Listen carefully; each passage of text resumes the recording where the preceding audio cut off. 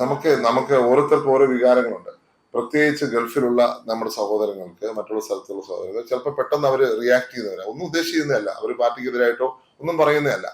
പക്ഷെ അവരങ്ങനെയാണ്. For example, കഴിഞ്ഞ പ്രാവശ്യം ഇലക്ഷൻ കഴിഞ്ഞ ഉടനെ ഒരു വിവാദം ഉണ്ടായി. ഇപ്പൊ എന്റെ ഫാദറിനെ പോലും കോൺഗ്രസിന്റെ അണികൾ ആക്രമിക്കുന്ന കാഴ്ച കണ്ടിട്ടുണ്ടോ?